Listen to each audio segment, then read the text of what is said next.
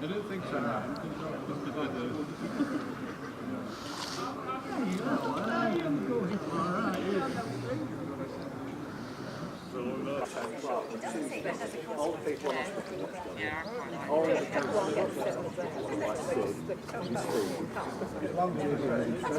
Have you got anything you'd like to say about the NHS today?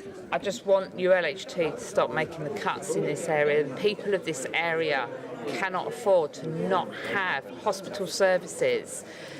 We've got poor public transport, the roads are poor. We're already 40 minutes from Boston. If people have to take their children to Lincoln or Peterborough, that's even further for them. Do you want to travel that far with a sick child in your car? You forgot to mention the potholes. Oh, the potholes. I did say the roads are very good. Okay, your turn. Yeah. Well, both my grandsons were born at Pilgrim Hospital, so I've got a vested interest in keeping it open, really. I might have more grandchildren, who knows? Where are they going to be born?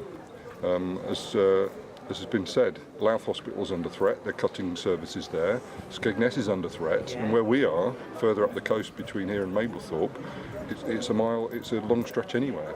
We can't rely on Grimsby. All the hospitals are in special measures. What's going to happen next? So someone's got to make a stand, and we support the council here to make that stand on our behalf. But doesn't it say something about the fact that the hospital trust keeps going into special measures? Doesn't it say something about the incompetence of their managers? No, it says something about the cuts that are being made by central government. I mean, I don't know the managers personally, but you can't manage a hospital that hasn't got the resources to serve the public. It must be really difficult for them. So although ULHT is in a mess, I think the mess has been imposed by central government. It's Jeremy Hunt's privatisation programme. They're running the hospitals down in advance of privatising and it all going to Virgin Care and other things. It's quite simple. It's an ideological thing, not a funding thing. Theresa May finds money from the magic money tree for all the other projects she wants to do, but they keep starving the NHS of funds and resources. Okay. What have you got to say? Well, I've got to say, my constituents have concern with the children that they can't afford to keep travelling far out to Hull or anywhere. So they need Pilgrim Hospital to stay open. It just costs them a fortune to get there, and it has trouble going there in the morning already because if they have to be at 9 o'clock, they can't get the bus services, so they have to get taxis, and travelling further will be a big concern. I said never trust the Conservatives with the NHS. It's an old saying and it's never been more true. They are whittling away at everything that is beneficial to the lower classes, and it's time the people of this country woke up and seen what they're doing to our country. Mm-hmm. Too right. Yeah.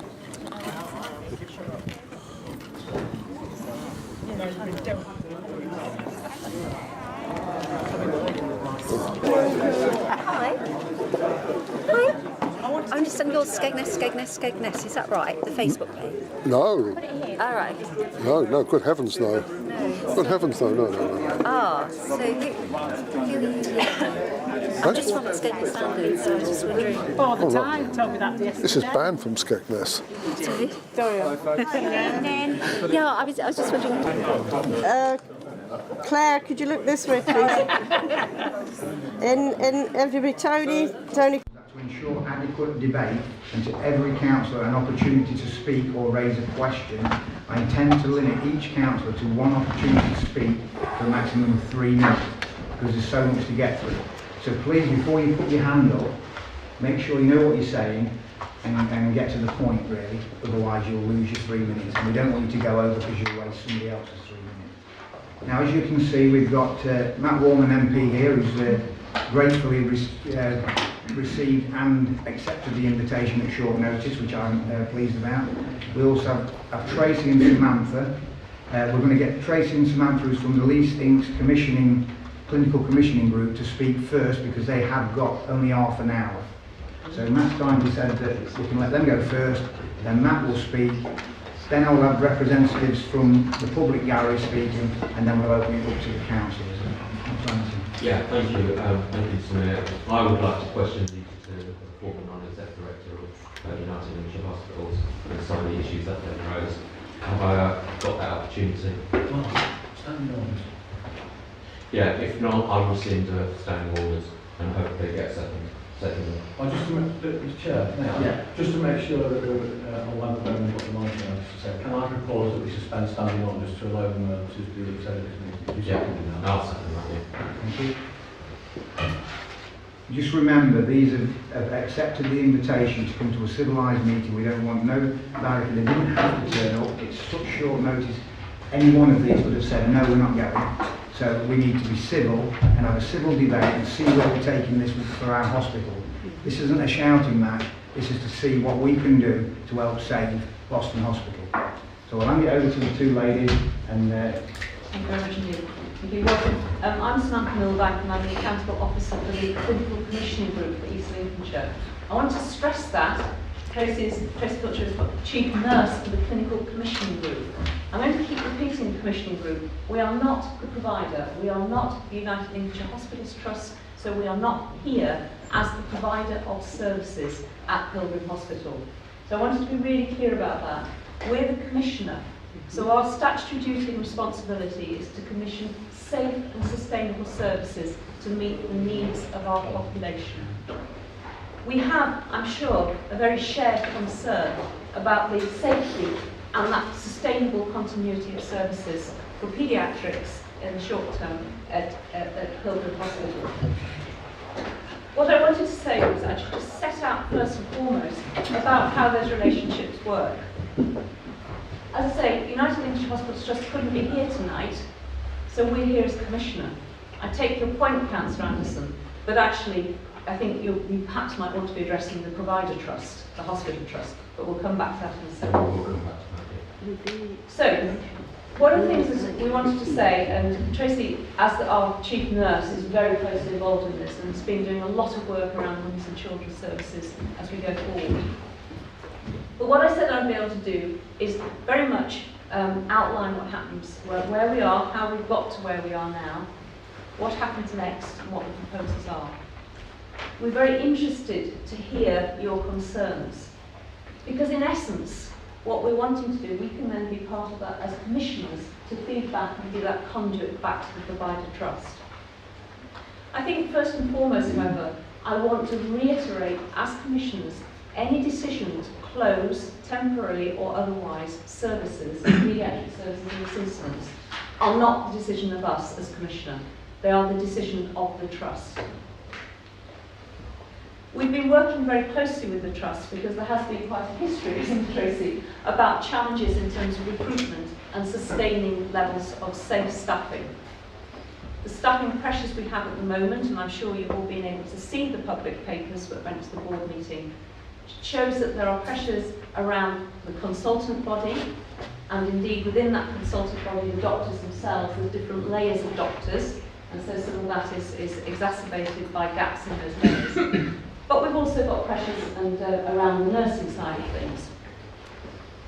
You will also have picked up in the papers that there was a recent visit inspection from the Care Quality Commission, which raised some of those issues that we have been concerned about in terms of that provision of paediatric services at Pilgrim Hospital. We share, and I've said it already but I'll say it again, we share concerns about the safety and continuity of those services. And as commissioners, and as part of that health and care system, we're working very, very carefully, closely with United Lincolnshire Hospitals Trust to see what proposals are coming up. They're the ones that can plan, they're the ones that recruit, they're the ones that pay, and that they're staff. And that is how we're working, looking at those options. How might we staff it? What's the ratio of permanent fixed staff to temporary staff and so on? And we're working very, very closely with them. What's happened now is we've got to a position where the very dedicated and hard-working paediatricians at the Trust have said, this really isn't sustainable. We know where we are at the moment, we've got a certain staff complement, but going forwards, and again I'm sure many of you are very familiar, that what we have with our trainee doctors is they go on rotation. And we know that come dates in the future, we're going to start losing some of those staff, the middle grades as they're called. But those very committed, dedicated paediatricians have said, we think we can't keep going on like this. It is a very fluid position, But what they're saying is that we can't guarantee a safe, we can't be comfortable that we can sustain this going forwards. So part of that then exacerbated resulted in this risk position being declared. There's lots of detail that led up to that, and I'm sure you've read in the papers. There's risks on it, it's a detailed discussion. And we have now what's called a task and finish group, that is a trust task and finish group, with which we are very much alongside and working. And Trace is very much involved in that. That is starting to look at what are the options. What options have we got about moving our staff round? What options have we got about recruitment? And how might we then go forwards in terms of that? So where we are now, as I've already said, and I'm going to shut up in a minute, is that in essence the paediatricians have said this situation going forward long term is not sustainable. We need to do something, we need to look at other options. The board meeting last Friday received a paper that set out some of those potential options. I'm sure, again, all of you, many of you, I might even be at the public board, but will know that at that board meeting there was no recommended option about the way they were going to tackle this. So we have now this very, very fluid position where we are pushing as Commissioner to say we do not want to see any temporary closure. We do not want to see any hesitation or issue about services. We do want to see the right skills, the right competencies and a safe service being there. But the Trust hasn't made a recommended option about going forwards. And what this has done is has resulted in it being brought back next month to the end of June board meeting. And in the meantime, that task and finish group is going to be working. And that's not just a set of pen pushers in the task and finish group. They are frontline clinicians. We've got people from outside, we've got people from within the service, and we're using evidence-based, the Trust is using evidence-based about what those options might be.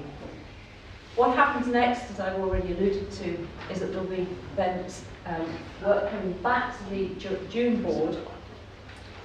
Also, NHS Improvement, which is the regulator for the Provider Trust, has said that they've commissioned what's called the East Midlands Senate, which is a clinical senate, to actually look at what that recommended option is, to say, is this workable, is it safe? So just to reassure you, we all share concerns, we all want to see accessible local services for our population, and in this instance, our children. And we need to make sure that we do work with the Trust. There's not a lot to be gained if we sit at odds on the other side of the table and just throw brickbats at each other. We need to work constructively together. And I know we've spoken previously about the sense of needing to ensure that sustainable future for services. I will pause there.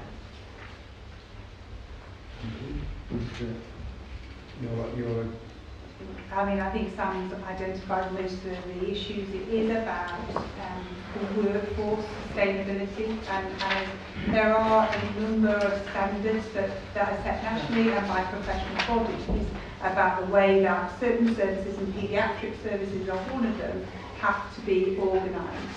At the moment, within the United Lincolnshire Hospitals Trust, we don't meet those national standards, and I think that's been one of the critical issues. We need to look at different workforce solutions around these services, and we have been looking. We've looked across the country at different rural environments to look at what they've implemented, what could be best practices, how we might construct the workforce in a different way. I think what Sam didn't pick up was, as much as there is an issue with the medical workforce, we've also got a deficit in nursing workforce within the Trust. And that's partly to do with the fact that we don't train paediatric children's nurses within the county. Lincoln University are due to start training, and originally we thought it would be this September. Unfortunately, because of changes, it's now going to be next September. So we do know that actually trying to recruit people into county at their end of their training, if they've not had placements in Lincolnshire, has been a challenge. But as Sam said, we are here as the Commissioner. We have been working with the organisation for the past 2 years to look at the way that we can deliver services across Lincolnshire and not focus on site-specific services. We want to look at how we have paediatric services that are delivered for Lincolnshire, And that is the area that we want to focus on. But it is the relationship, so you have to have paediatric consultants on site to enable you to deliver a neonatal service and to enable you to deliver consultant obstetric services. And it's those three relationships that mean it is particularly concerning where we have a lack of particularly middle grade doctors at Pilgrim and the safe and sustainability of that medical workforce. Thank you. Thank you. I'll now hand over to Matt so he can say his piece. It was nice to see him clients as question time and bring up Boston Hospital. That's his job, and well done, Matt. Thank you. I want to start off by saying, as far as I am concerned, through your taxes, you all pay for a national health service that means you are entitled to care that is high quality, safe, and as close to home as it can safely be provided. And for me, on a subject like this, that means keeping a paediatric ward open at Pilgrim. It means consultant-led maternity at Pilgrim, for instance. It means the A&E staying at the same level that it is currently, for instance, among a whole host of other things. We have had ongoing challenges around trying to recruit and retain the staff that we need to do that at Pilgrim. And that's why, since I was elected in 2015, I've talked very frequently to the Trust, to the care commissioning groups, to NHS England, to NHS Improvement, to Jeremy Hunt, and as you saw on Wednesday, to Theresa May. So I start off from the point of view that you all pay for this stuff, you are entitled to expect the care that is currently on offer, and any cut to it that can possibly be avoided is not acceptable. So that's my starting point.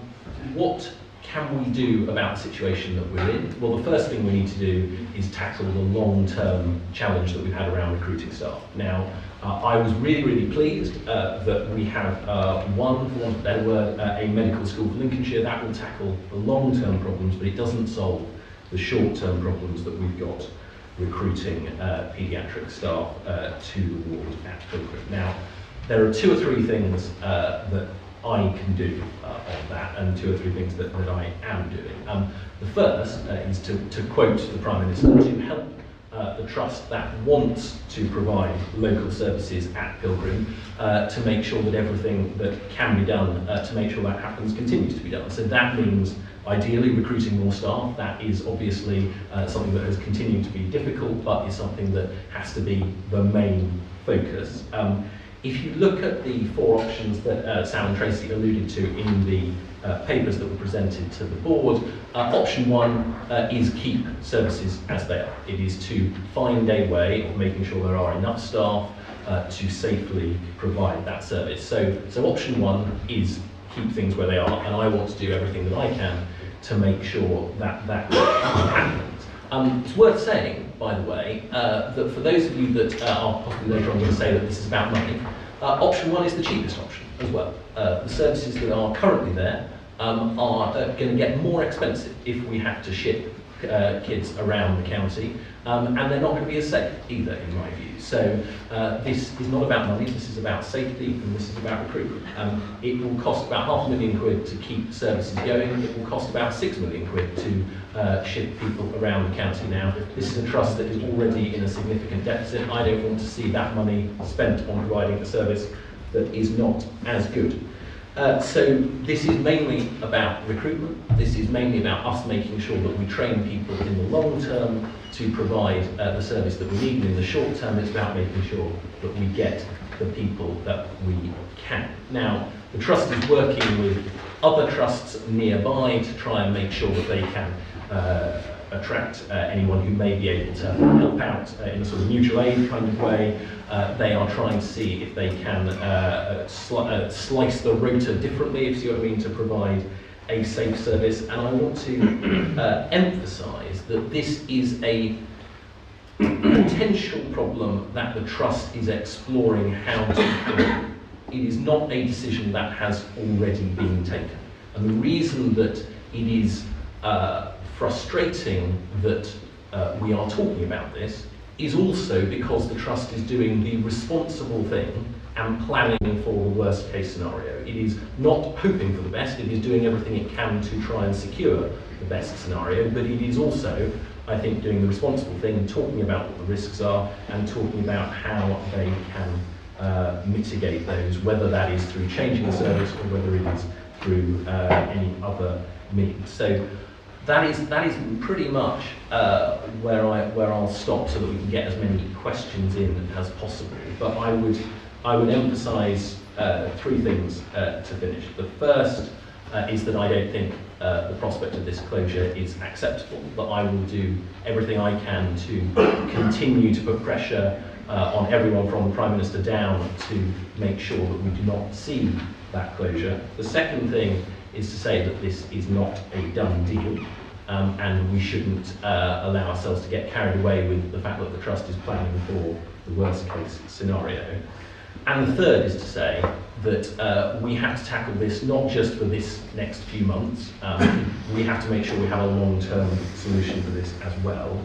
That is why medical school is hugely important. That is why training paediatric nurses in this county is hugely important. And so I would hope that you get a sense that not only do I want to make sure we don't get in a worse position than we are now, but that actually in the long term we end up in a significantly better place that sees more doctors, more nurses training, living and working for their whole working lives in and around Lincolnshire. I think that's in all our interests. It's certainly in my interest as a resident of Lincolnshire, and I would hope that you would get the sense that that is what I am fighting for on your behalf.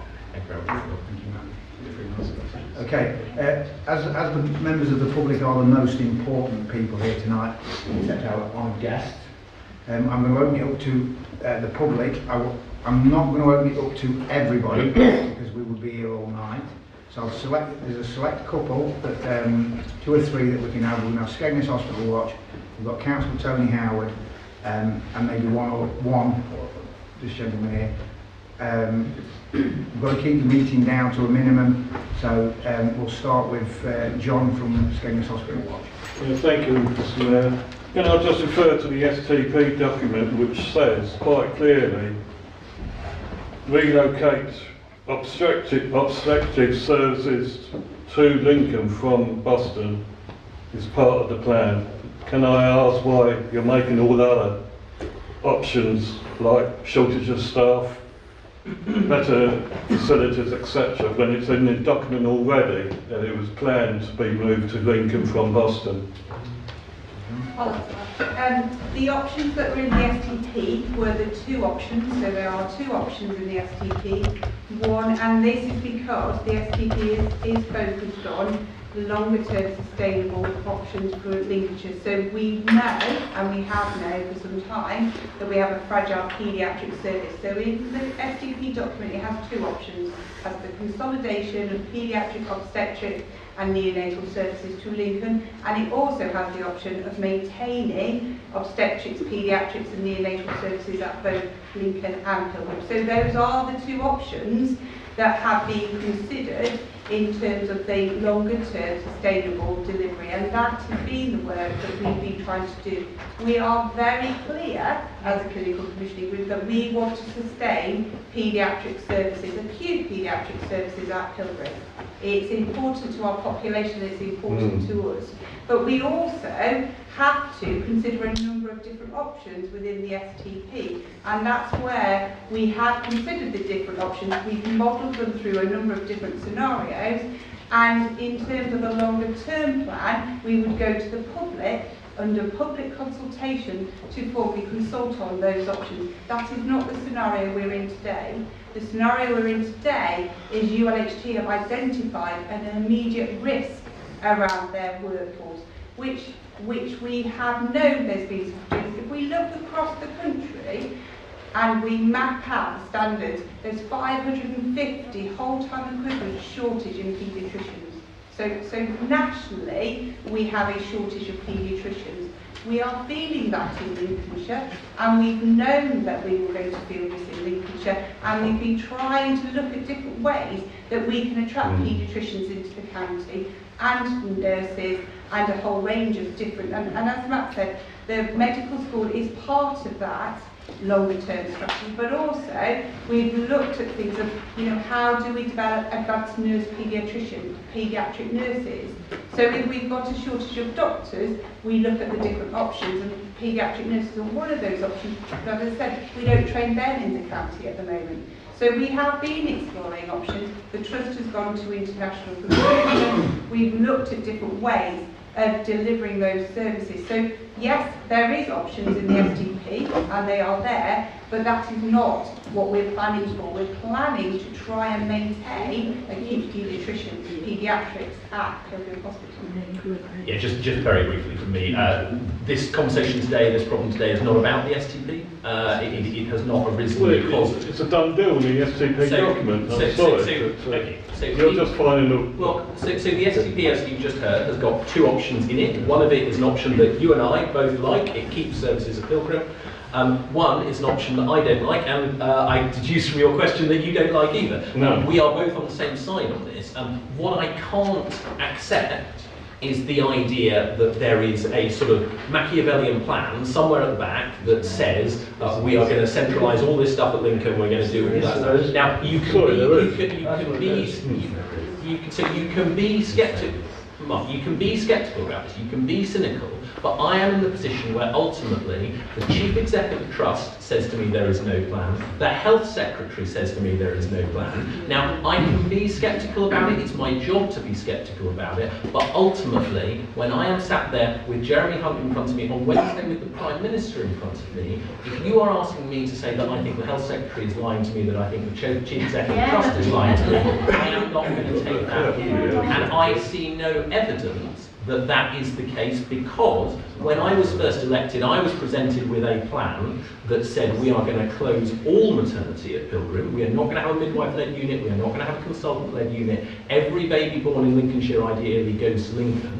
That plan is no longer the only plan, it's no longer the first choice plan, and that is because we are going through a process that we can shape, where I have a duty to try and present the best possible option for my constituents. That's what we're doing. That's why the STP has got better rather than worse over the last 3 years. I think it will continue to get better, but when you say to me there is a conspiracy to try and move everything to Lincoln, as the person whose job it is to talk to the people who make these decisions, I do not see evidence for that to be the case.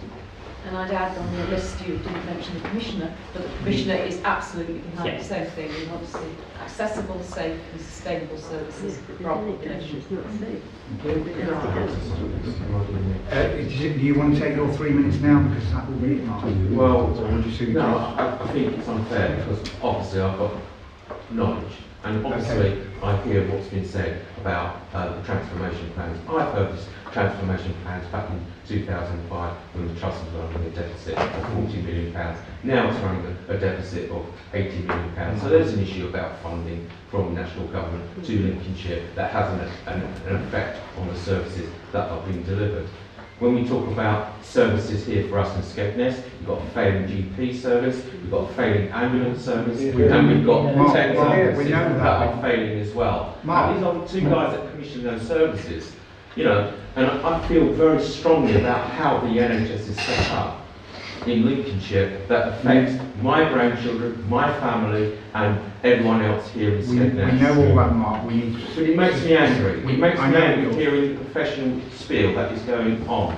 Because I'm talking about grassroots. You talk to the ordinary nurse and the ordinary person that is on at Pilgrim. They feel they are being managed out of this service. They are being definitely managed out of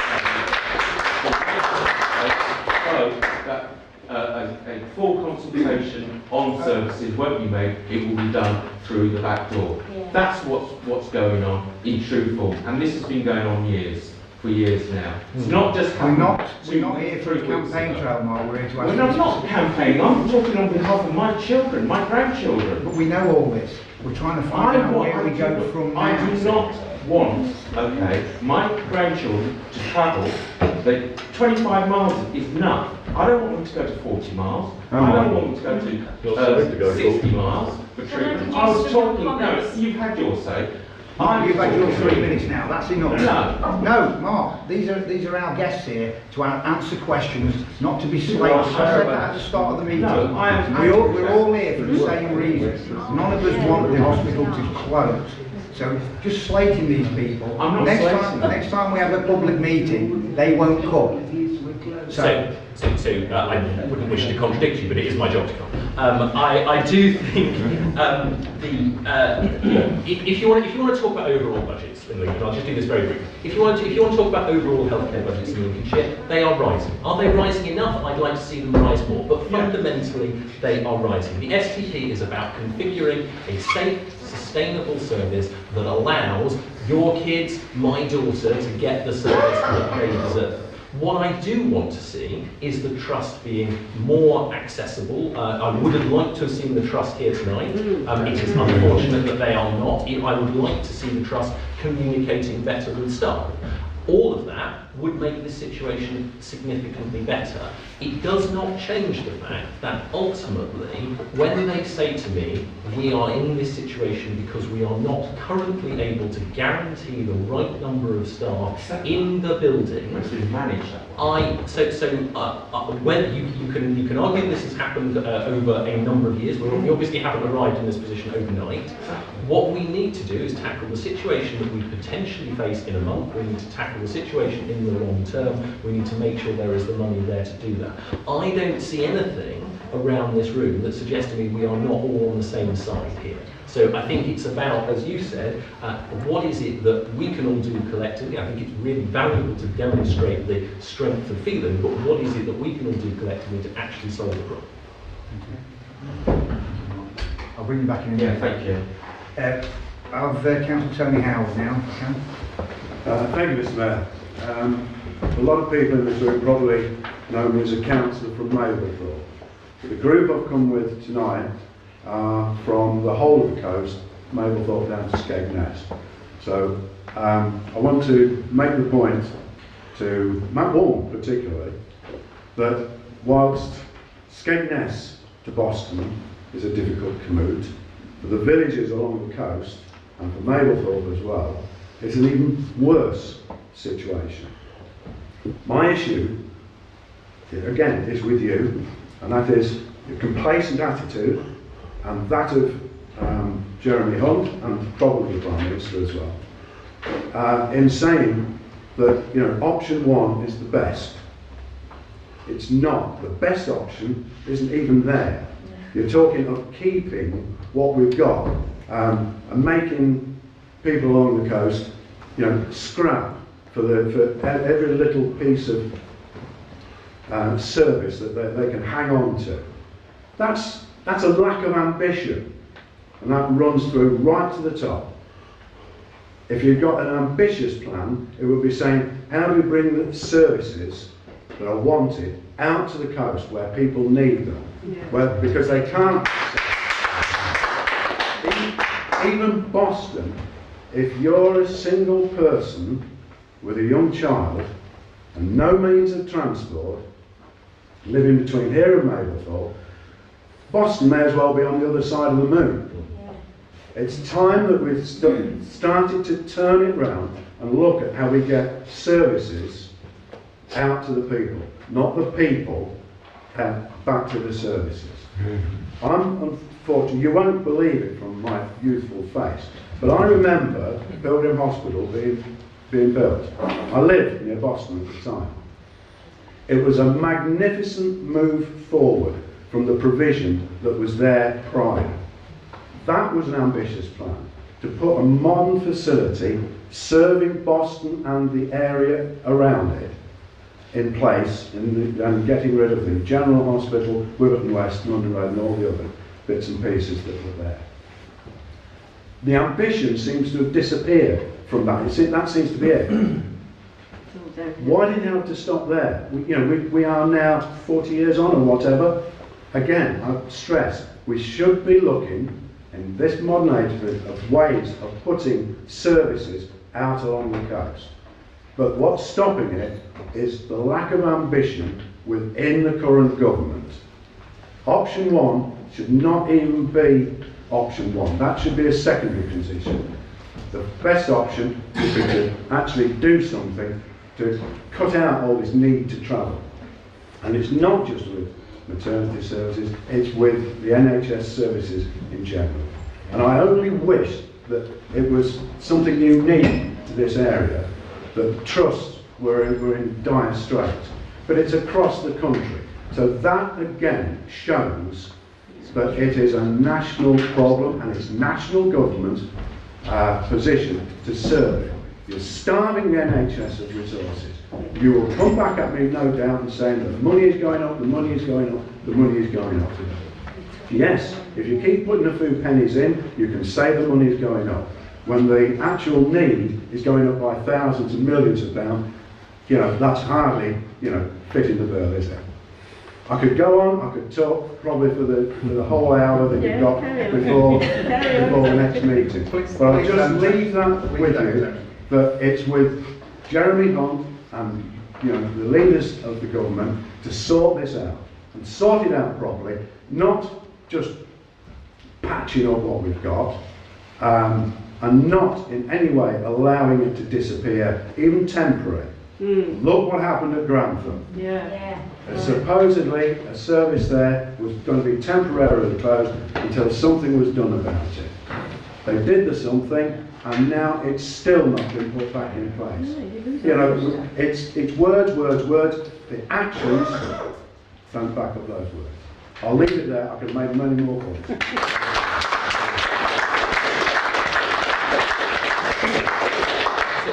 So just briefly to reassure you, I have had a number of conversations with Vicky Atkins, who is your Member of Parliament, because obviously she realises exactly the point that you make. If you live in Mablethorpe, Boston's even further away than if you live in the... She's already heard from me about in the extremities of my own constituency. On option, so in the immediate problem that we face now, option 1 is keep things as they are, that is, i.e. don't close them in the face of difficult situations. The long-term ambition that you talk of is exactly what I want to see developed through whether it's the what I'm STP saying or whether it's is through it's the a long-term ambition. It shouldn't be a long-term ambition. Well, you know, now. This was obvious years and years ago, and it's still now a long-term ambition. That's disappointing. So I can. We can talk about. We can have a longer term discussion about the NHS and why we are not now in a position to implement all sorts of things that we might wish to be able to do. I'm quite happy to have that conversation, but I think what we should be saying is, look, we've got an immediate problem now. How do we address that? We've got a process of how do we reform the services that we've got so that they provide better care than they do at the moment. That, for instance, if you look at what is proposed in bits of the STP, it is about far more community care where the services are coming to you rather than you're having to go to the services. It is about exactly the kind of thing that you're talking about. It's about, for instance, if you have a stroke, you get much more sophisticated treatment in the back of the ambulance, never mind waiting till you get to the hospital. It's about having to say, technology allows us to do far, far better things, and we have not, in the rural counties, got as good a service as they have in the big cities, and that is not fair on you. What you say about the ambulances, it would be great if you could get them to us on time. Exactly. So I'm not sitting here saying that everything is perfect. What I am sitting here saying is that, all right, it's later than any of us would like it, but better late than never to seize the nettle and say, how can we make sure that the services out here are as good as they possibly can be and better than they are at the moment and sustainable for the future? That's really important. Again, I think that I'm not sitting here arguing for less money for Lincolnshire's health service. I'm arguing for more money, but I think we've got to get the most out of it. And in the meantime, let's get over the problem that we're here to talk about tonight. Thank you, Matt. I'm going to bring the councillors in now. I should, if I get time to come back to the members of the public, just I've called. You did promise one other. I did, but we need to. You did promise. Okay. Thank you. Can you make it quick? I can make it in two parts and make it very important, if that's what you like. Thank you very much, councillors, for listening to me. I've come tonight from Boston Focus Group. We started 2.5 years ago because of the STP and what was going to happen. And I'd like to just clarify two aspects of tonight, please. First of all, it's sad that ULHT aren't here. Yeah. And as Sam Milbank says, they cannot answer the questions. So everybody's just repeating what we heard last Friday. And that's sad. It's disappointing.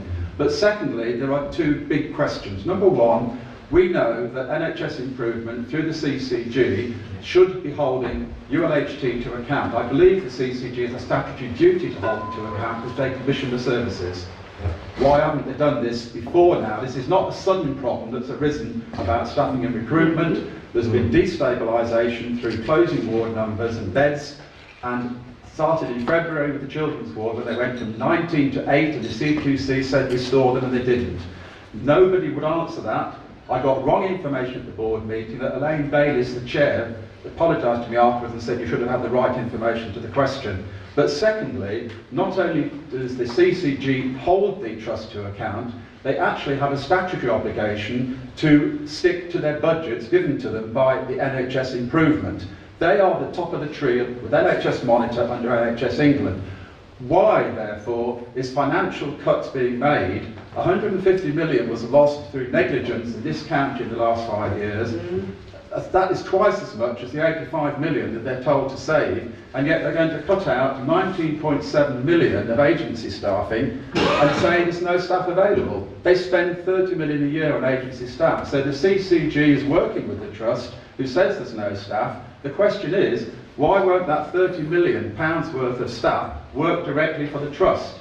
Confidence in trust issues or internal problems when they are not treating the staff properly? Consultants and nurses have told us very clearly that taking the number of beds away causes instability, there's no training, doctors and nurses, you can't recruit. Now the second aspect to this actually is the STP itself, as has been read out. There are two judicial reviews. One took place this week in Leeds, where it was very clearly stated by NHS Monitor to the judge, and by the judge in his reply, and we know what's happening is that ACOs will take over from CCGs, and when they do that, there'll be a fixed price per person, per region, and when that money runs out, it'll be outcomes not on the outcome you get today when you're cured, but when the money's available. That is in print. It is the future of the NHS, so-called public-private partnerships with the USA giants. Now, tonight, the CCG here could answer the bigger picture, but I doubt they will. Mr. Warman, our MP, he says he's working for us, he's been involved in the STP shaping it, but it's not seen the light of day since last April when it went to the East Midlands Senate. The East Midlands Senate is made up from members from the Trust in Lincolnshire and other trusts. It is therefore not independent. And I've tried to talk to the East Midlands Senate, they will not. They're not customer facing. So I'm sorry to say that we're all sitting here in Matt Warman's constituency of 125,000 people, but as you quite rightly said, there were 250,000 people under the East CCG that relied on a district general hospital with comorbidities called Pilgrim. And the new STP moves away from diverse hospitals in a county like ours, Louth, Skegness, Boston and Grantham, and talks of a super hub which has been Lincoln in the far northwest of the county.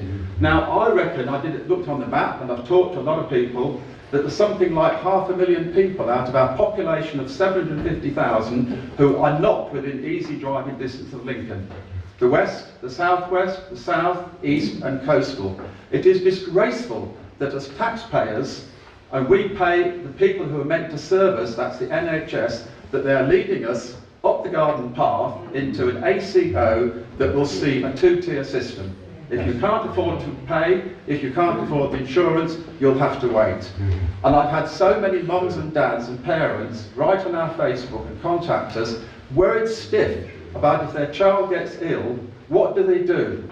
8 beds instead of 19 in Pilgrim. In total, the Trust told us last Friday there are only 14 beds across both hospitals. If you talk to Leicester, Peterborough, Kings Lynn, Nottingham, they don't have enough beds for their areas. They're always straining at the seams because of the defunding.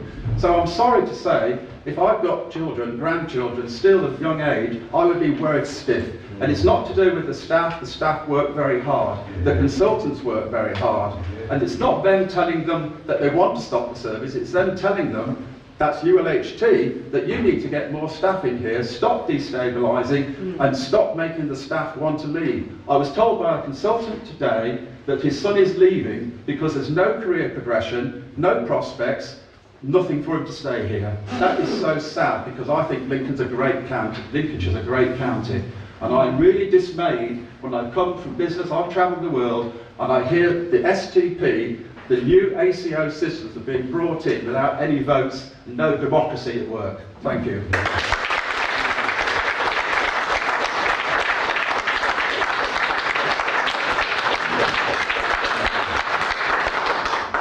I'm going to take what you said in two parts.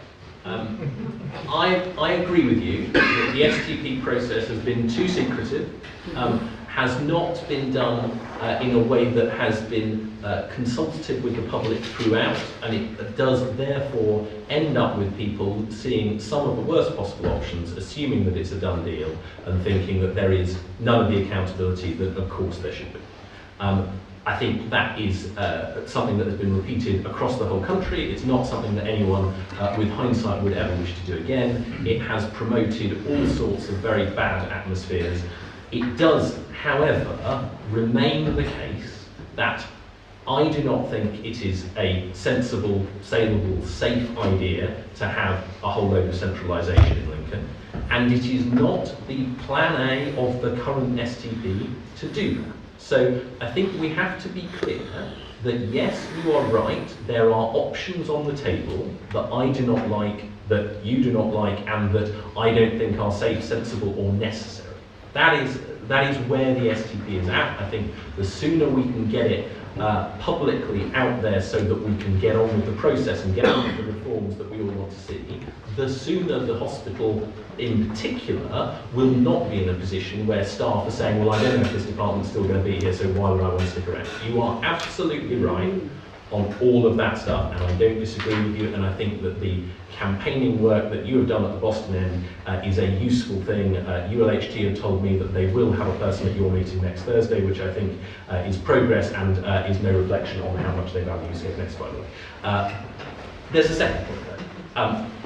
There is no government in this country that wants to introduce insurance for healthcare. You can judge me by what is in the manifesto, judge me by what we are delivering, judge me by what you are seeing happening on the ground. There is literally no proposal out there anywhere that suggests that the NHS would move to an insurance-based model. There is an absolute commitment. Plausible deniability. There is an absolute commitment to an NHS that is free at the point of use, at the point of need, in the Conservative manifesto and in all the manifestos of all major parties. So with the greatest respect, you saying that there is a move to privatise the health service in a way that would deliver people paying for their own care, the scaremongering around you will have to turn up at A&E with your checkbook, I think it is reprehensible, I think it is damaging, I think it distracts from the issues that we face today, and with the greatest respect, I think you should stop it. GPs are offering private appointments now to accelerate and reduce the queues. GPs in Louth are already offering private appointments to reduce the queues. We can have, I'm quite happy to have a conversation about GPs. So GPs are private businesses. All GP practices are private businesses. Forever, they have been perfectly entitled, and some have and some haven't, to offer additional private slots. Okay? So what you are seeing is a continuation of something that has been out there for a very long time. I do not think that we should conflate the fact that there is the usual standard GP service, which I agree with you in Lincolnshire and in Skegness in particular, needs to be better. We should not conflate that fact with the totally baseless suggestion that there is any kind of government policy to force people to pay to see their GP, because there simply is not. It's to get the waiting lists are there now. They weren't there before. It's not a clear option now. The waiting list there, people are having to pay to now, avoid the waiting otherwise list. they will want to leave, and that was the main reason for the meeting.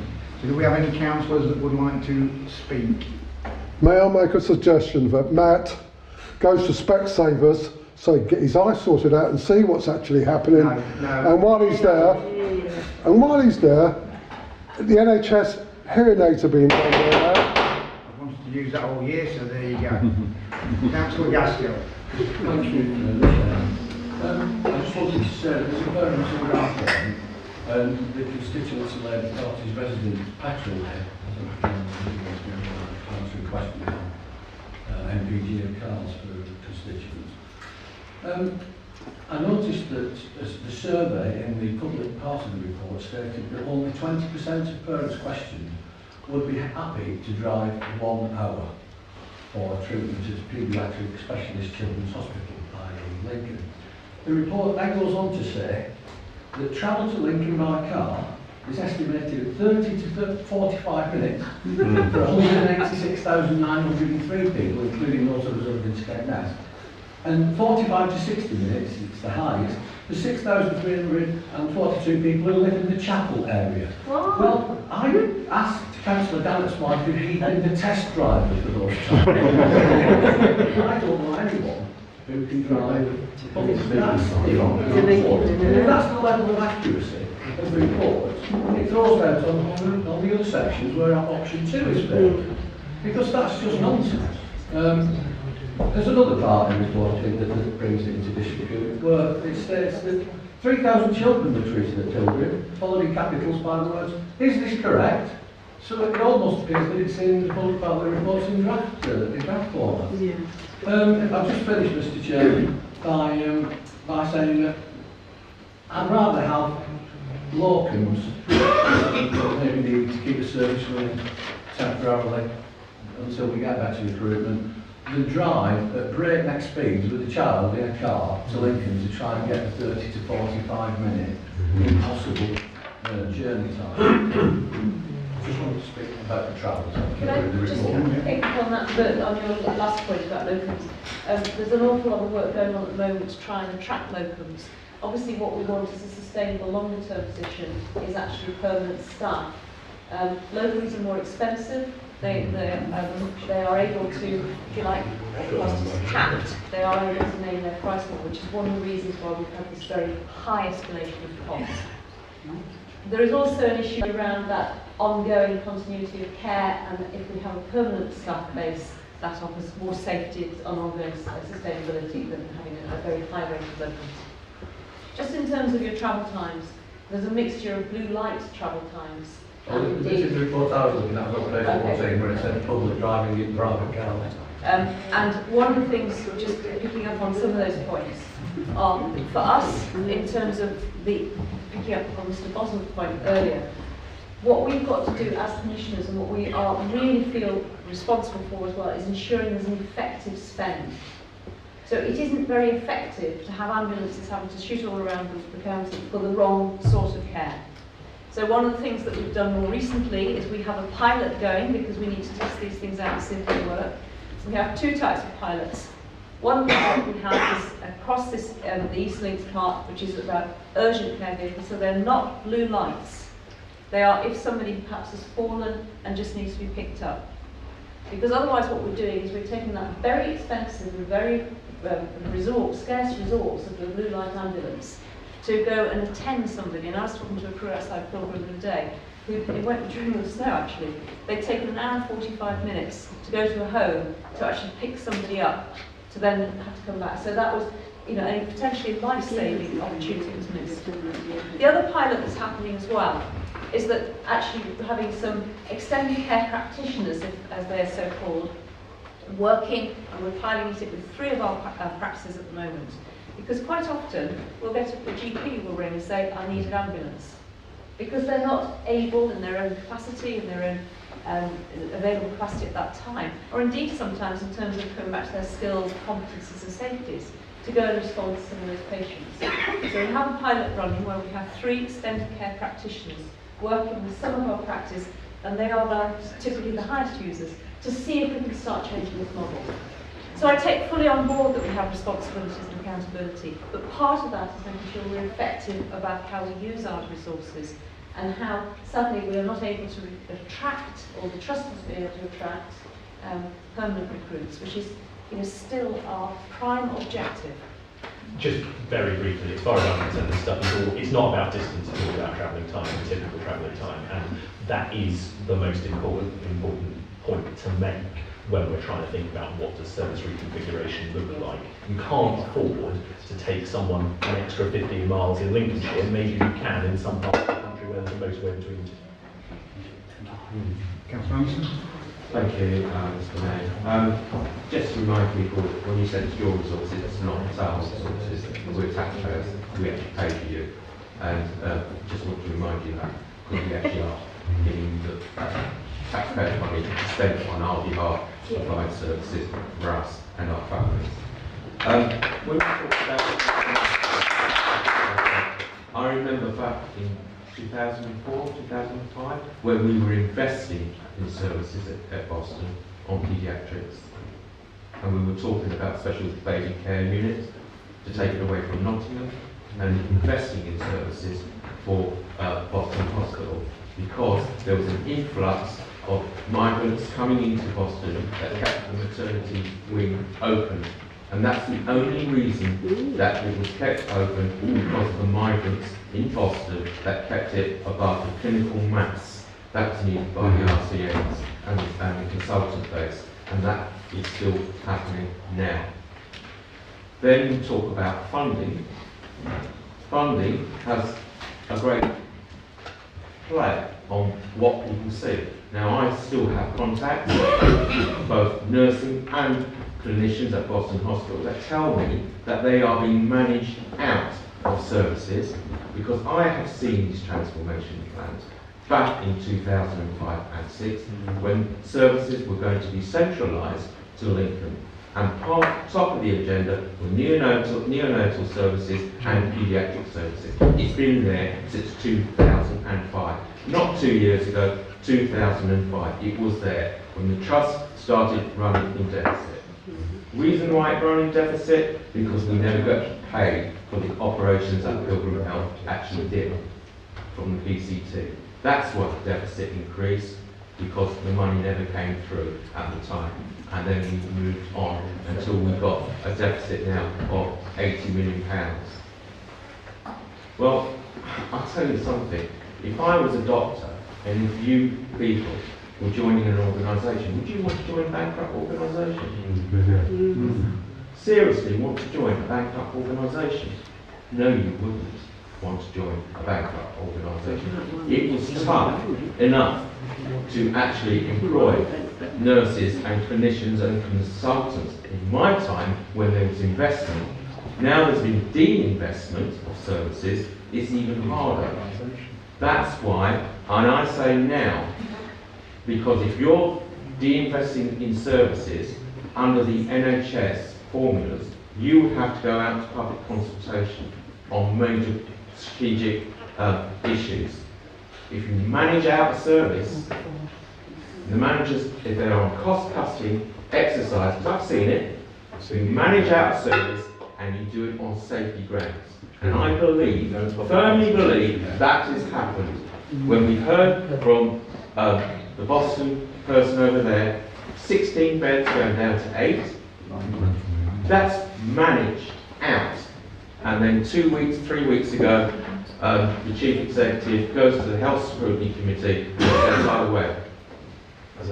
the way, we are now in the process of looking at closing the children's wing down in Boston Hospital. I find that absolutely appalling. And do you know how many people, what kind of deprivation figures have we got here in Skegness? The most impoverished, poorest wards in the UK. Children are suffering here. Children's services, or lack of children's services, who are starting their life, not ending their life, starting their life, are being let down. by the NHS provisions and managers who are providing the services for them. Do you know how many people in the wards in Skegness have uses of a car? Have you any idea? Okay, well, we're going to have to let 33% of your constituents here do not have a car or a van or any other means of transport. We have poor public transport links. How the hell are they supposed to get to Peterborough, Peterborough or Lincoln?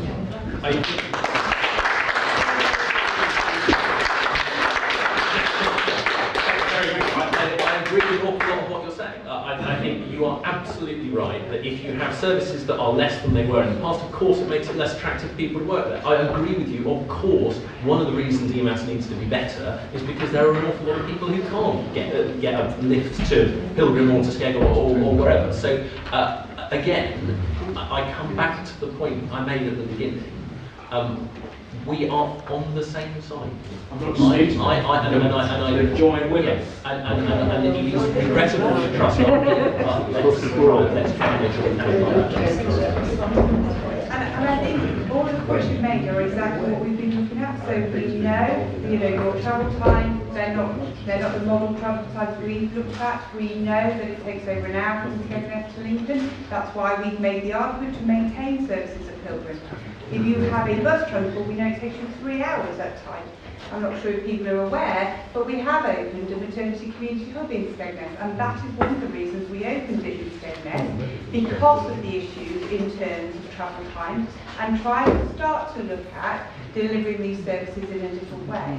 We absolutely want to maintain the neonatal paediatrics and consultant maternity service at Pilgrim. We have no hidden agenda. We've worked on this to try and maintain it. We've done all of the work that you've described in around travel times, and we've used exactly the same arguments about the population across the East Coast, the deprivation, the issues in terms of access to services as reasons why we need to maintain those services at Pilgrim. So I think, in terms of the issues around birthing, there are still about 2,000 births a year at Pilgrim. There's 7,800 across Lincolnshire for Lincolnshire CCGs, and it will be steady state, and we've projected that to 2030. So we've looked at the issues in terms of birthing numbers, we've looked at the issues in terms of neonatal support and what's required. There is still a SCABoo at Pilgrim. That's functioning. The issues in terms of the reduction in beds at Pilgrim is related to staffing levels, because you have to maintain a certain staffing level depending on your RSCN numbers. And in terms of reduction in beds, that was because RSCN were moved from the inpatient ward to support the ED department. Now, we can look at what happened subsequently to that, but actually, that's the fundamental issue, and we do need to think about how we deliver services across the East Coast to the rural dispersed populations that we are responsible for. We feel that responsibility. We know it's our responsibility as the clinical commissioning group. We do try to hold the trust to account for the services, and we're not trying to have a different argument to yours. We're having exactly the same discussions with this trust as you're having tonight. So I think it's sensed that there is a hidden plan. There is no hidden plan from our perspective. If the trust, and we have challenged them on this point on a number of times about that are they signed up to the delivery of acute paediatric services at Pilgrim, and they have said they will work with us on the right solution to try and maintain those services at Pilgrim. So we have asked the trust that question. We have exactly the same conversations with staff at Pilgrim. We're not sitting somewhere else. We're on the ground. We talk to staff. We hear the same things that you're hearing, and we do challenge the trust about those conversations and ask the questions about staffing, how they've tried to recruit staff into the service, what they're doing to maintain staff. So in terms of the idea that people are being managed out, I do think there are times when staff don't feel that they're being supported in terms of their role in the service, and I know the consequences of that are sometimes the trust lose staff. But again, we have talked to the trust about different ways of supporting staff to remain within those services. Thank you. I've got 3 more speakers. 4 more speakers now, and we're going to have to try and draw a conclusion and come up with a proposal that we, how we take this forward. So it's Councillor Gabbitas now. Yes, Mr. Chairman. You see, the point is, you've got a situation where you're going to close a department. Now, surely this could be brought under one umbrella. Very simple. You've got your paediatric ward that's closing, but you've got your obstetricians that's going to suffer in the same way. Now, on the front of this, but obstetricians, gynecologists work together because we're kin to each other, correct? Now then, what I'm saying is, why can't you put the paediatrics with that together in one? Because paediatrics deal with children from birth up to about 16. Obstetricians, which obstetrics literally means in Latin, is derived from Latin, means midwifery. From there, you can use that and to work with gynecologists and put it all into one umbrella. You won't have to close nothing at all. And secondly, it's the managers at these big health services who have got no medical knowledge whatsoever. They're getting extortionate wages, they're getting car providers, expenses, and we're going out for money.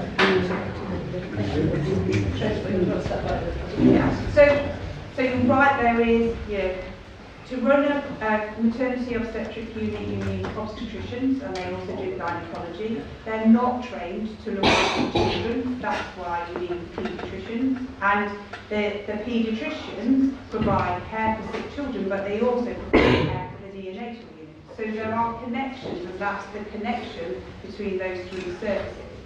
So unfortunately, if you have a reduction in paediatricians, if a baby is born and it needs resuscitation, if you don't have a paediatrician on site, you will struggle to resuscitate that newborn baby, and that is the issue and the safety issue. Obstetricians are not trained to resuscitate a newborn baby.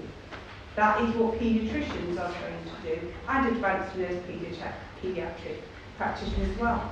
So there is those 3 different connections, and the reason that you need paediatricians in a consultative obstetric unit is because you're looking after the higher risk women, and in looking after higher risk women in pregnancy, you have to make sure there's additional services available to them at the point that they deliver that baby. And it's at the age of delivery as well. So you'll notice in the paper it talks about gestational age, and that's the other bit. The SCABU at Pilgrim cares for babies 30 weeks and over. The local neonatal unit that's at Lincoln cares for babies from 29 weeks. And any baby born under 29 weeks currently is transferred out of Lincolnshire because we don't have to Nottingham or Leicester or Peterborough, a range of different places, but we don't have level 3 neonatal services within the county. So any child, baby born within 29 weeks currently has to be transferred out. And ideally, from a safety perspective, you would transfer the woman before she gives birth to that baby. Because again, there's a clear link between where that birth happens and the immediate stabilisation and management of that newborn. Councillor Steve Kerr. Yeah, thank you very much.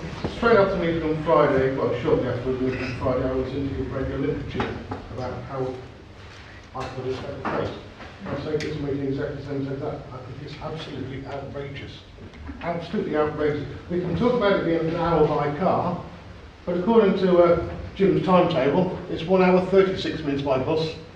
So our most deprived people living in Skegness who don't have access to a car. Well, what happened? Well, your timetable says 1 hour 36. I do apologise for taking facts from the timetable. Anyway, it says 1 hour and a half on the bus for the people who can't afford a car. And this is disgraceful. The problem is, and I know the Chair of Scrutiny very well, and he gets so frustrated with the Trust because of the secrecy. They don't give people answers. And when people don't get answers, particularly in the day of social media, face Twittery, when people don't know the answers, they make things up. Then things become a self-fulfilling prophecy. If you say an area is failing, it will fail. If you say Lincolnshire is a great place to come and work and say it enough time, people will believe it. Why do you think in Lincolnshire we can't get GPs we can't get doctors, we can't get nurses, we can't get teachers. It goes on and on and on because people don't want to come here, but they should come here.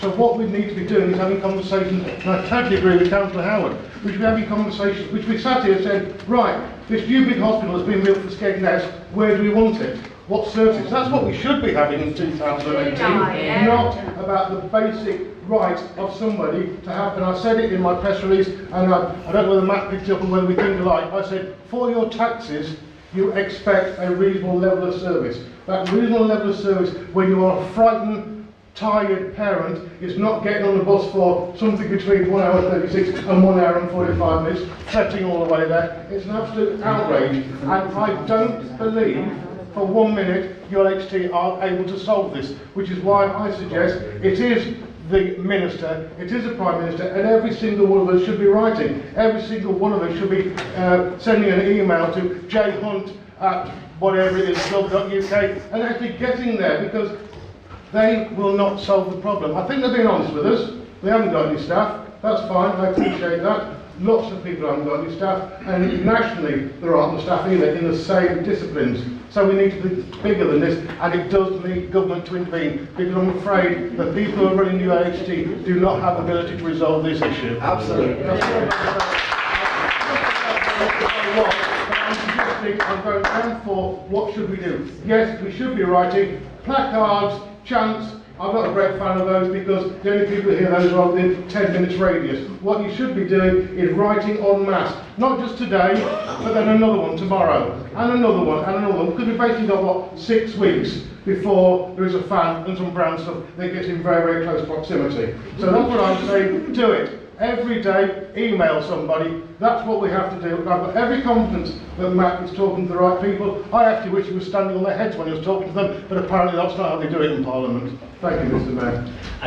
Just very briefly to come back on that. Yes, I did hear your interview. I absolutely share your outrage, Steve. I have, in the course of one of the previous election campaigns, driven Jeremy Hunt from Boston to Skegness. So literally, he knows about the travelling times. I mean, this is I know that I can't sit here in front of you and pretend that it takes 35 minutes to get from Skegness to Boston. So we've got to be realistic about this. Steve is absolutely right. No one can conjure up half a dozen paediatricians and force them to work in Boston.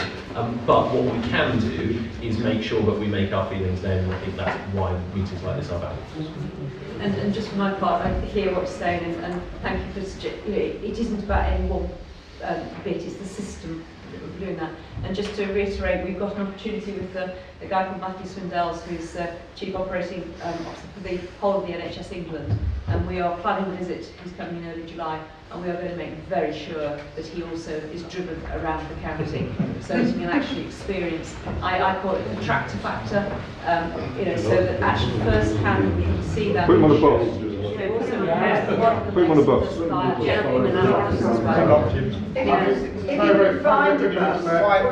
Quiet please. I think ULHT are saying a lot just by not being here. Yeah. Great. I think we can be here, and we're very pleased to be able to take back and hear the energy, and we are all on the same, very much on the same side. It is not my job to defend the ULHT, but they did suggest that they would try, if they couldn't make this date, if the meeting was rescheduled, they would come to another date. So I leave that with you. And they are planning on being in Boston, so. Councillor Ellis? Yeah, it's always a day with Colin and Councillor Kirk in that sense. So he started and saying a lot what I was going to say, so I'm not going to repeat it. But generally speaking, being someone who was actually born in Skegness Hospital, and I was proud to say my son was as well, and then latterly my daughter was born in Pilgrim. As someone who comes from Skegness from that point of view, I work in Lincolnshire, I work all over Lincolnshire, and I'm on a daily basis coming across people in the public who are just at despair at the point of saying Lincolnshire, wonderful county, wonderful place, fantastic place to live, but it isn't for me, it isn't for us, I can't get the services in, whatever services it is. We're in danger of changing the demographics of our county. We'll end up even an older generation living here because we're settled here. The younger generation don't like the level of services we're getting in this area. So that's a long-term issue which has been going on, I think, in the 24, 25 years I've been involved with local politics. I've been to many meetings like this, unfortunately. But I was always taught at any meeting you should come out with an outcome. And the outcome should be that we have a champion, or people to champion us for Lincolnshire, right across the board. We could blame any political party if we wanted to, but successive governments have failed Lincolnshire, regardless of political colour, and I'll include my party in that. Lincolnshire has been left as a backwater for far too long. Whatever the service you want to look at, it is foundry. It's whether it's housing, whether it's health, whether it's a doctor's surgery, whether it's law and order. When you've got young people now taking drugs in Skegness and not turning up to a football game, which I've been experiencing recently, as an excuse for not playing football, I am very concerned about what's happening in the local community. So really, my challenge, Mr Mayor, is where do we go from this point? We should be a rallying point for the whole of the county to empower people to speak on our behalf. And I have no reason to doubt your sincerity, Matt, and yourselves, in representing what is needed for Skegness, Mablethorpe Chapel. I've always said I would love to have seen a social authority, because we'd have more clout to be able to fight what happens at Greater Lincoln. Because you can drive down Lincoln in the very smooth roads, come from Lincoln. Well, I did mention this to the town earlier. When a guy turns up to paint a yellow box over potholes, I despair on how this council's been run in the services, and that happened down Sandbach. You don't have a look at a box being drawn over potholes. It's a picture we've taken. But for my point here is we've got to have what's the next step, and you alluded to that, Mr Mayor. Quite frankly, yes, we can all send in emails, we can all send letters and whatever.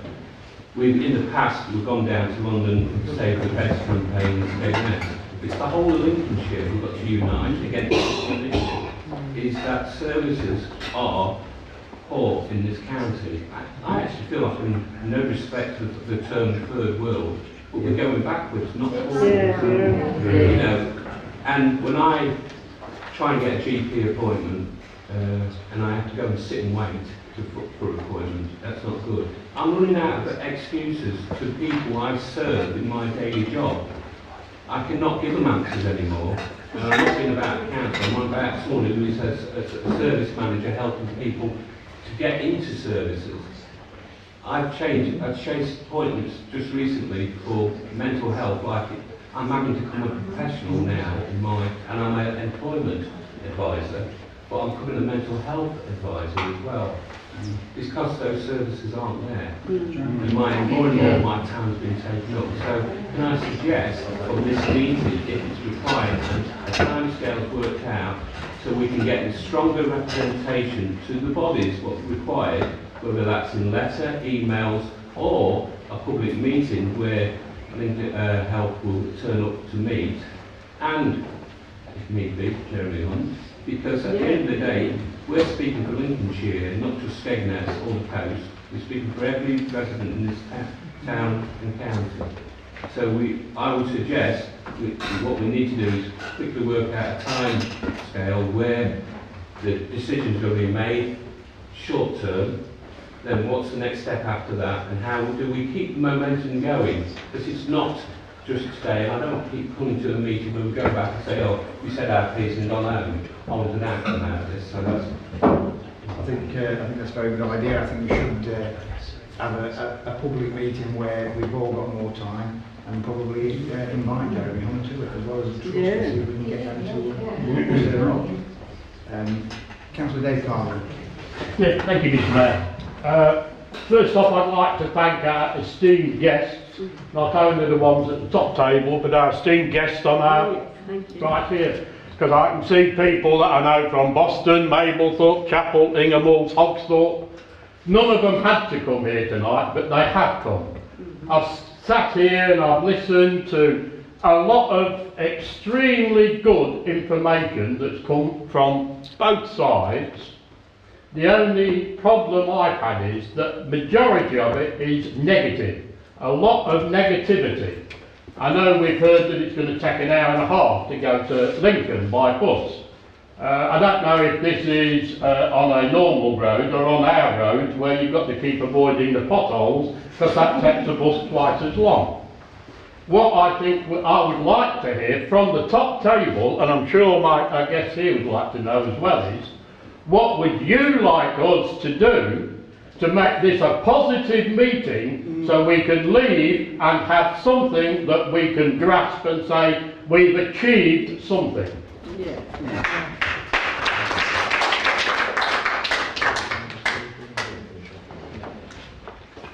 Councillor Mark Gannon. Yeah, well, thank you everybody for coming really. Just picking up on a few things.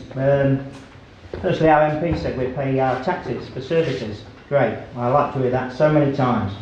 Then I hear about the mileage and the distance it's going to take to get to Lincoln. It's great. The safety, you want to operate safe service. How do you feel about the safety of the general public actually driving? Because you're cutting services, you've stopped cutting road verges on junctions, you've taken away the street lights, the roads are atrocious, but you don't include all them safety aspects in your documentation. Why? When did you write it? Because it certainly wasn't in the last 2 years. So you need to go away and include We're not that. healthcare commissioners, we aren't the Highways Agency or lighting or anything like that. We are the commissioners. I haven't said you are, but you must include that for the safety aspect. We do a health impact assessment, we do an equality assessment, and there are safety elements of that. But as I say, it isn't down to us to... You include journeys and times in your documentation. You include safety. This is not our document. This is UNHC's board paper. Well, they've showed how much they care about delivering a safe service by not being here. So I think you're absolutely right. The safety is not just about the time, it is about the way that journey happens. And it goes back to the impact of having to travel to services, and it's not just about the time, it's the type of roads, it's the type of journey. So I think you're right. Absolutely, those are all safety aspects. That's good. I'd like you to look at this then and include it in your next meetings when you're speaking, and also ask why they're not here tonight to actually answer questions. So to be clear, that the papers are UNHC's Trust Board papers. They are not our commissioning papers. So in our commissioning papers, we do include a lot more information about the population and the impact of any changes of services on that population. And that's the safety issue. So the issue around deprivation, the issue around rurality, the issue around how people access services and where they need to access those services. So going back to our point, we are as concerned as you are about the safety impact of changes to paediatric and children's services at Pilgrim. So we share your concerns, we share your same concerns about how you move around the county and the issues that we've got about moving patients across the county, because we haven't got a good road infrastructure.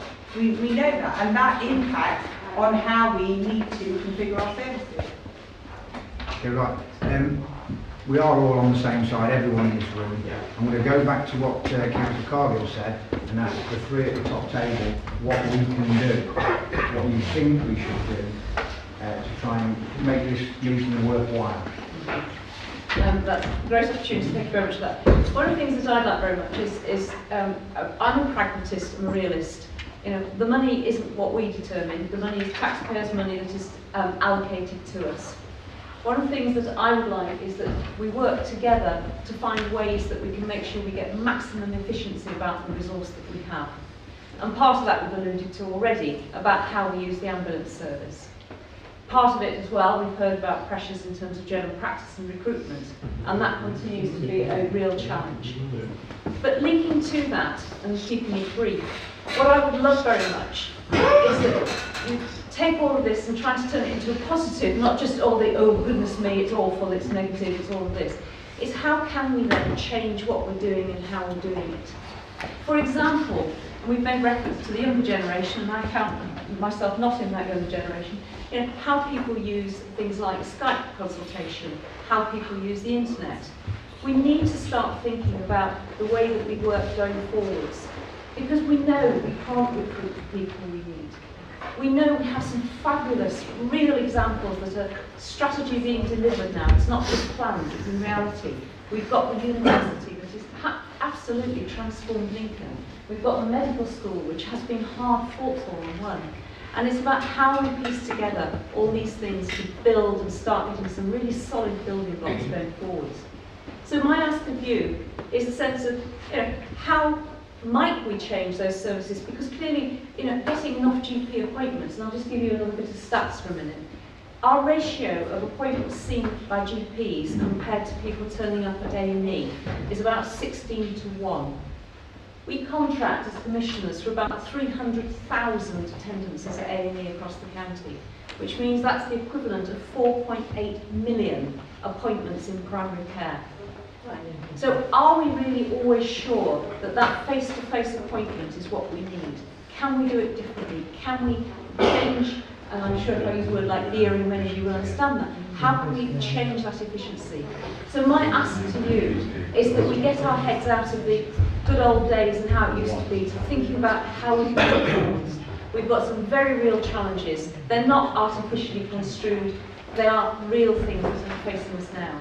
So how can we work together to actually start making those changes? That would be my ask. And a big bit, because I'm never going to miss the opportunity, is how much more self-care can we do? How much more as communities can we do? What about the babies? Our local surgery, big surgery, had a telephone triage system, which meant that patients didn't necessarily have to go for a visit. They've now abandoned that and gone back to queuing to see the GP. So would you suppose pushing them back to get the telephone service again? I wasn't pushing them, I'm just commenting. No, okay. I like the triage service, but they felt it wasn't sustainable, so they've gone back to the old method. Quickly, Mark, if you can. Yeah, I'm not against what you're saying about consultations. That's been on the agenda for donkey's years, about consultants using the internet and everything else. What I'm talking about is a sick child needing emergency treatment. And I was talking to a parent, okay, in Skegness, his child had to be taken to Mansfield. Mansfield had to have his tonsils and adenoids out. Is that right? Is that right? Expecting that? Yeah, I agree with you.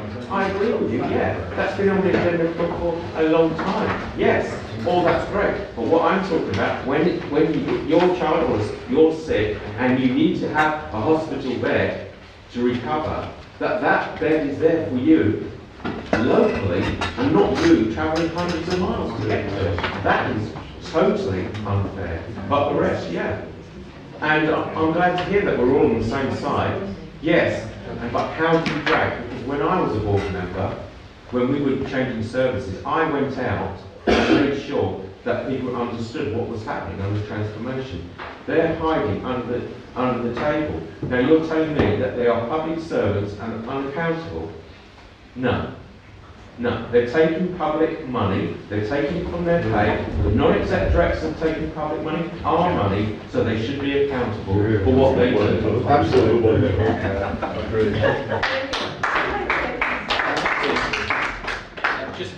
Just very briefly, I think what you've heard tonight, I hope, is that everyone here wants to see the services that we have got at Pilgrim sustained in the short term and improved in the long term. I don't want to see anyone in this part of the coast or anywhere in my constituency having to travel further, because I think you pay your taxes and you deserve a service that is as good as it can be, and the fact that you live in a rural area is no excuse.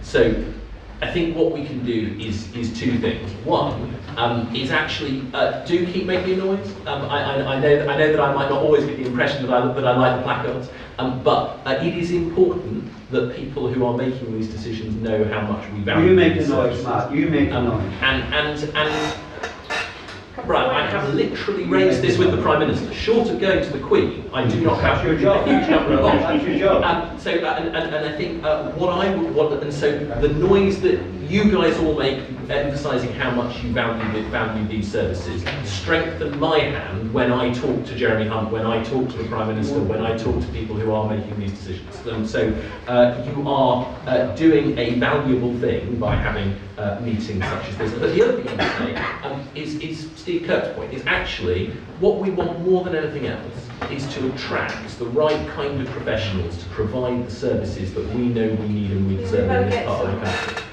Now, there is the money there in the budget to pay those people if they apply for those jobs. But one thing that we can do is to emphasise all the great things there are about Lincolnshire, whether that's the cost of living or quality of life or all that. It might sound like a small thing, but that is one of the many things we need to do to attract people to come and apply for those jobs. It is hugely important. It complements what you're doing about talking about the services. I am grateful for both bits of it. And I would hope that this, as I say, is a decision that has not yet been made. I would hope we don't get to the point where it is made, but looking at the long term, I hope that we can also address the kind of improvements that see more services coming to patients rather than asking patients to go to services, and see more improvements in the quality of life in Lincolnshire. I think we can do an awful lot on that. I would hope that that's a small positive that we can take out of the potential situation that we've been talking about tonight. Thank you very much, Matt. We need a motion then, guys, before I need to bring this meeting to a close. We have another meeting straight after this one. So I need a motion that we can actually, so that we've gained something from this meeting. I've got Councillor Steve Kirk, followed by Councillor Mark Anderson. Right, look at item number 4. It says, should we write to the Health Secretary and MP? Well, I think the only thing we can do as councillors is we can urge everybody in our ward to write individually, but we also need to write as a council, expressing our grave concern that these decisions are about to be made and so yes, I would support that. I can't see a lot of point in writing to our MP, but to hell with it, let's write to him anyway. If you do it quickly, you can save us a stamp. Can I just add to that? Ultimately, it is also worth writing to the Trust. Yeah. Okay, well, I'll add that amendment for our MP that we write. We do write to the Minister, we write to the Trust, and to hell with it, but let's write to Matt at the same time. He's that way you can't deny those anything about it. On fire, yeah, that's right. Yeah, I'd just like to add something on, because it's NHS that are the NHS England, okay, that they are the governing body, not just these guys here. I think a further letter needs to be written to NHS England regarding the situation of Pilgrim Hospital, and obviously the reduction in children's services and neonatal services there, but also the things that we talked about here about the funding issues. They're the ones that pass all the money down the tube to Lincolnshire. But also call for a meeting with United Lincolnshire Hospitals, for us here to call a meeting. They need to face us. They are public servants. At the end of the day, they take the public purse and they should be accountable for that. Non-exec director plus the director, chief exec. They shouldn't hide behind the curtains and make decisions behind closed doors. Those services affect our children, our family, and residents and family and friends and everybody we know. So we've got a proposal. Was that a second for Councillor Kirk's proposal? Yeah, happy enough. I'm more than happy, and if there's anybody else that you think should be right, should we write some form to yourselves? Would that help as well? And if so, just add it to this. I have no issue with right to, as long as it's heard very, very loudly. So like all the way, capitals all the way through, please, Mr. Clark. As I want to include the whole of Lincolnshire, because I think it's an issue, because Lincoln is so big, our centre area, and Pilgrim as well. We've got the chair of the Lincolnshire Association Local Council here, Tony Howard. Can we include a letter straight to him so he can go out to all the parishes, all 400 of them, and ask for their views to send the same letter to the powers that be, because that's a bigger voice. And we can do that rather quickly, yeah? He's nodding away, so... We need that. Can we have that? Yeah. That's been proposed and seconded, then we're going to take a vote on it. All in favour? That's everybody. Thank you very much. That brings tonight's extraordinary council meeting to an end.